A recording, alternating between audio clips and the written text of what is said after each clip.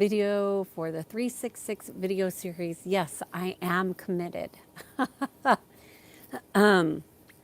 First, let me introduce myself. I am Kiana Sage and I guide people to peace.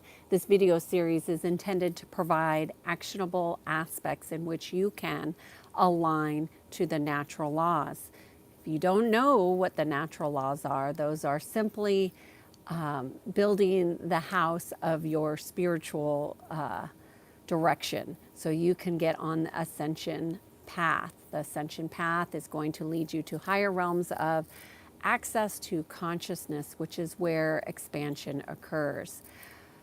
This video series is really about progress over movement, which seems really basic, but you would be surprised at how many. Hi Oliver, thanks for being here, thanks for your support, you're the best.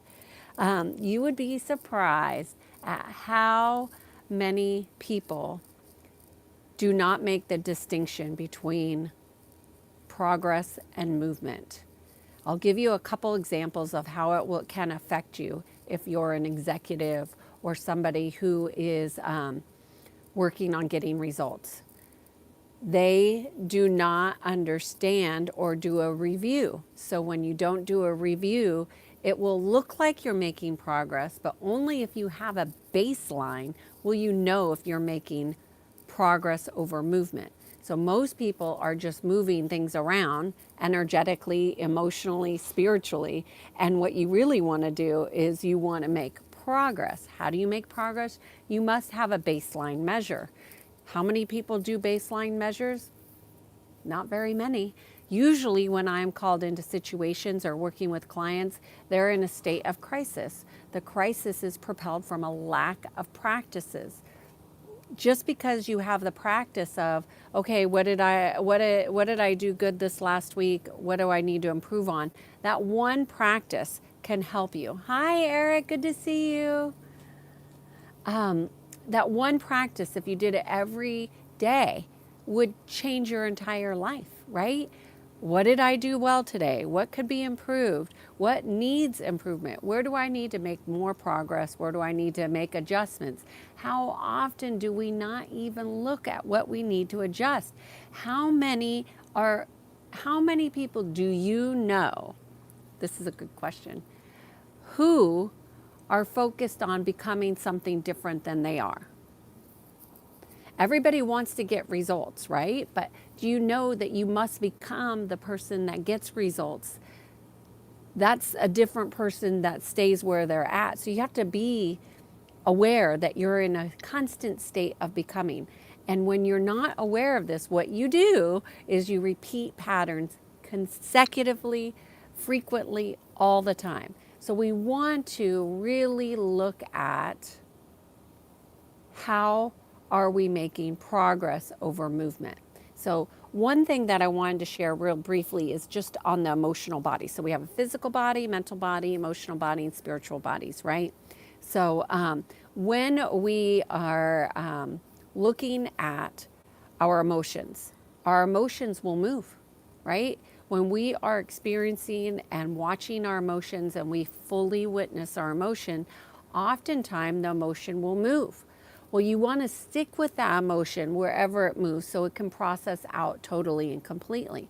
Most people feel like, oh, that emotion's gone, so I don't need to do it anymore. And they don't look or scan their body or their field to see if there is more that needs to be witnessed for that particular emotion. So things move. Do not confuse movement for progress. Progress is that you've processed your emotion through the physical body, mental body, emotional body, and spiritual body, right? So we want to do things like find a baseline. So for example, if you're going to do something physically challenging, you'll want to look at, okay, what is it I want to achieve here? Is it cardiovascular? Is it muscle strength? Or am I just trying to get movement? Right? So many people are told physically you just need to move. You just need to get movement. But movement doesn't always equal progress because sometimes people are chronically unstable physically. And so if you're chronically unstable physically, you're going to need to make progress, not movement. So although movement is helpful, it isn't going to get you progress. So you need to focus on how you're going to get progress.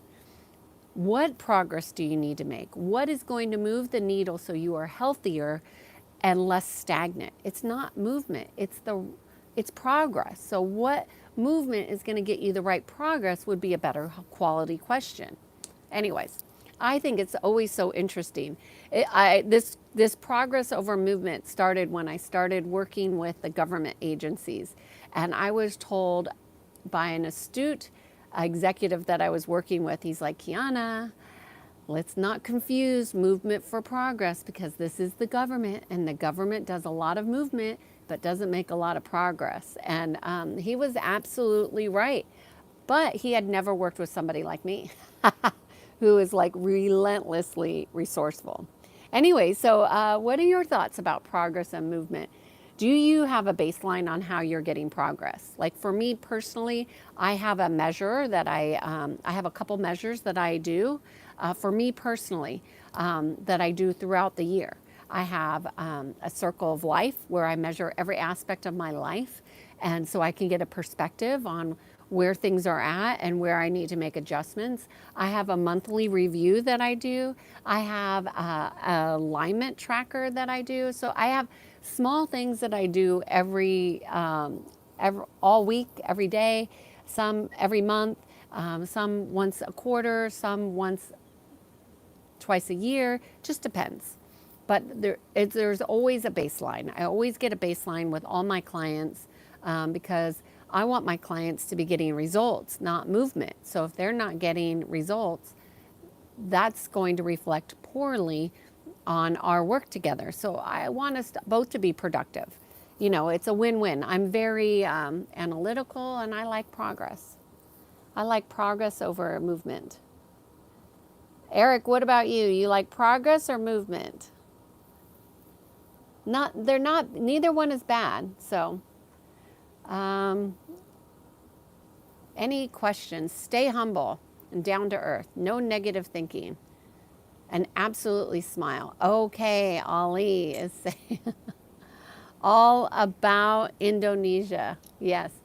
Well, I think Indonesia, Thailand is the country of smiles. So it really is the land of smiles. They say that, and it's true. I found that to be true. Any questions about progress? Trying to think of some of the, I think high quality questions are really helpful for getting progress. One question that I ask all the time for myself is, I ask my clients actually, what is it that you want to experience at the end of the session? I think that's a really powerful question to help people really align to their experiences. What did I learn from the day? Is there anything that I need to learn that I missed? Is there awareness that I might have missed? I think it's interesting. Ali, let's see. All about Indonesia. All the time is progress. What if time was just a perspective? Maya is saying, do I want to collaborate? And no, I'm not a cat. Do I look like a cat?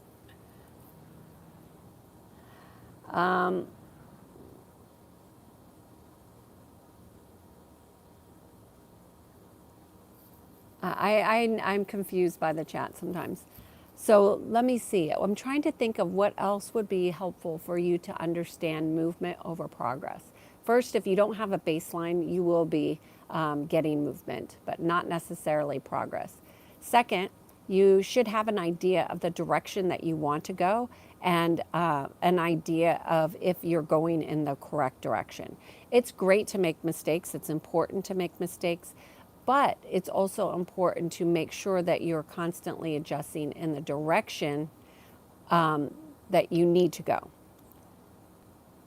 Michael is saying, hi Michael, is saying for some people, time should be their prescription. I think perspective. Time is always going to be perspective.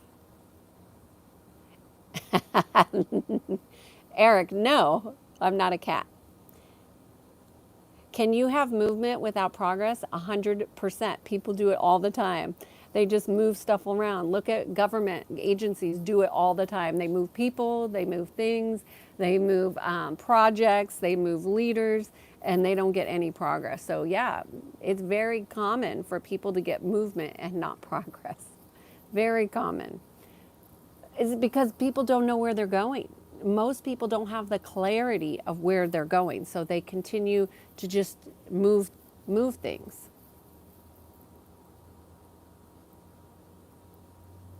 Sometimes the mistake is our loss thing. All about mistakes are for learning and growth. We're not here, we're all here to learn and grow. So how we perceive a mistake, sometimes it could be really humbling. And humbling is really about the ego mind, right? Because it's our mind that thinks that we're making progress when we're not. It's our mind. We want to make sure that we're connecting with our heart and saying, is this in alignment with the direction I need to be going? I think the hardest place to understand that is really with health, because I have many clients that will believe what the doctors are saying, and yet they're getting movement and not progress with their health. And I think that's detrimental to their well-being, but because they're so committed to the reliance on somebody outside of themselves, they can't see that they're not getting progress. And the progress would be based on, are you getting healthier or weaker? Are you getting stronger or weakened? And I think that's a really important question to be asking when you're doing any kind of health intervention. Yes, health can be like this, but it shouldn't be up and down. You want to create stability. How do you create stability without creating stasis, which is stuck? That's a really important question, because some people are stuck in repeating the same patterns over and over and over again. So they are the ones that get movement, not progress, right? So it's interesting.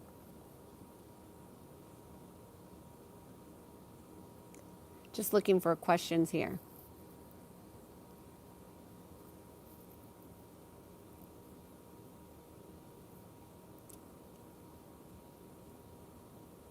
Hi, Raj. Good to see you here. Once you move, you have progress. I disagree. Movement does not equal progress, Pete. I don't agree. The progress is based on the direction that you're going. And I think the direction would be determined. Is this serving you physically, mentally, emotionally, spiritually? Is what you're doing in service to humanity? That's how I look at progress. Is it in service to the whole? So when I was working in government agencies and I was working with very, very different departments that had different focuses, I would always ask the question internally, not always to the people, because they're always just focused on their projects, right? Is this serving the whole? How is this aspect serving the whole organization? Is it serving it, or is it depleting it? Anyways, I think it's good to ask good questions that challenge the normal ways of thinking.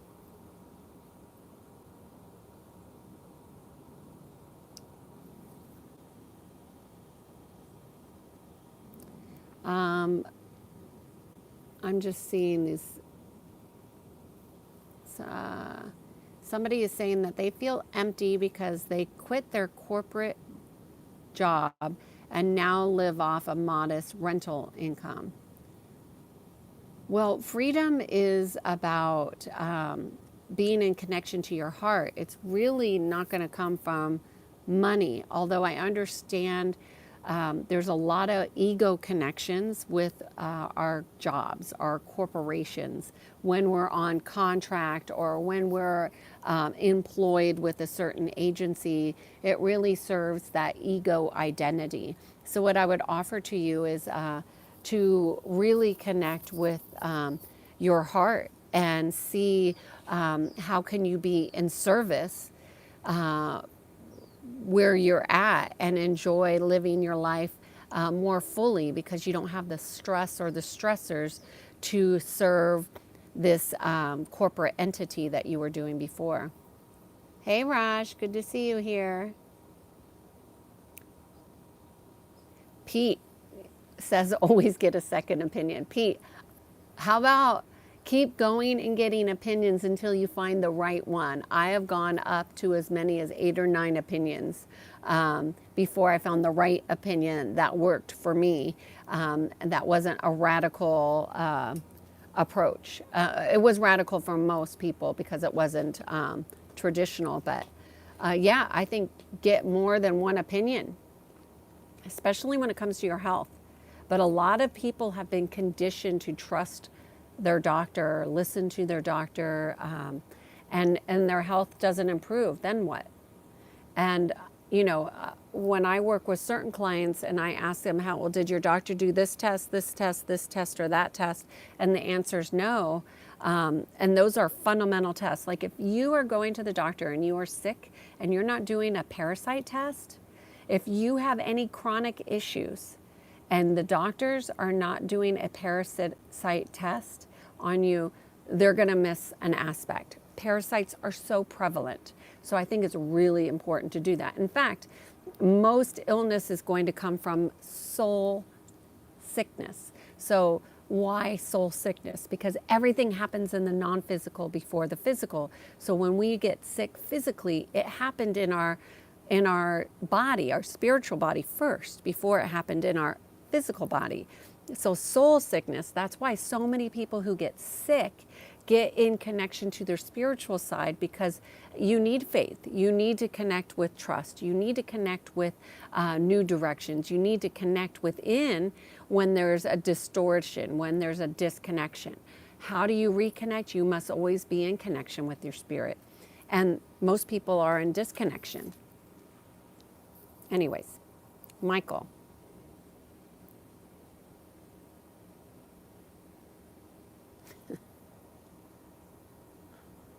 Okay. Humble is no negative thinking to others and mental health be built. Yeah, I think it's important to be humble, certainly. You want to have a balanced ego. And that means a balanced ego, you're not overinflated or underinflated. You're not using doubt and scarcity and other lower frequencies aren't ruling your everyday decisions. Tanner, why are we always forced to do progress instead of enjoying the now? You can do whatever you think is guided for you, Tanner. You could do that. How are you doing in the now? How are you progressing in the now? How do you know you're in the now? How do you know you're progressing in the now? You know, when I first noticed, when I was meditating, I was doing a lot of meditation. And when I first was able to distinguish how I do my work differently than others is because I do what's called present moment work, which is in the now moment. So I don't remember anything past when I'm in session. I don't have a memory record of it unless I write it down because it's all now moment. It was then that I realized if I could do that in session, how can I do that more outside a session too? Because, you know, I don't need to remember things if I'm in the now moment, right? Just like you, because you're picking up on wisdom, insight, you're fully in connection to source and creator, and it's a beautiful space to be in. That's why I love, one reason why I love being in service, because I'm in that present moment of now the whole time. And how do you know if you're making progress in doing that outside of meditation? If you're not paying attention, you must have awareness. Oh, somebody's saying I look like the Secret Service. Couldn't be further from the truth. That's how looks can be deceiving, I guess. Pete is saying, I think I see it differently, my friend. I think we have definitely unique perspectives. Okay. Freedom is choice. You want it, take it. Freedom definitely is aligned to being in conscious choice. Oftentimes, Peter, what I have found, or Pete, is that people are not consciously choosing. So when you don't consciously choose, you repeat, repeat, repeat patterns. Oliver, what are the one of the areas in your life where you've seen the most progress?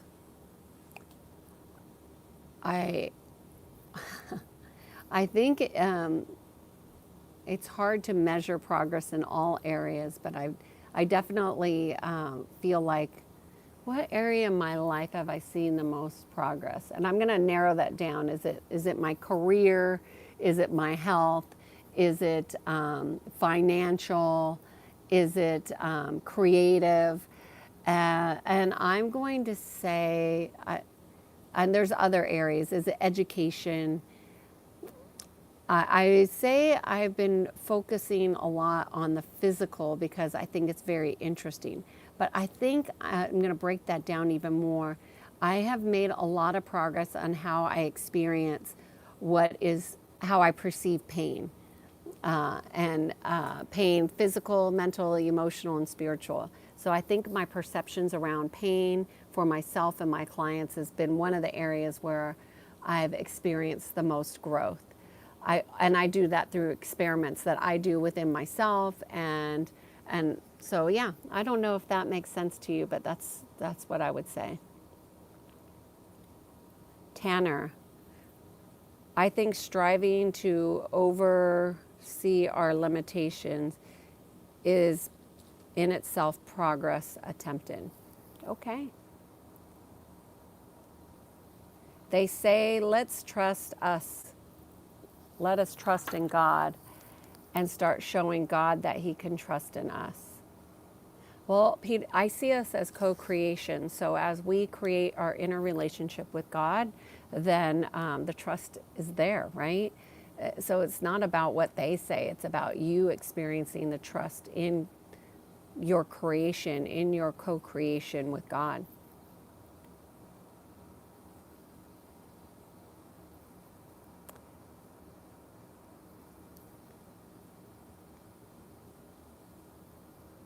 Michael.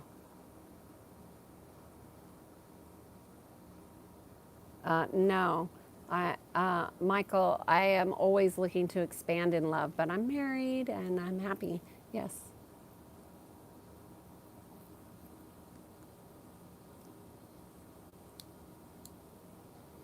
Am I interested in philosophy?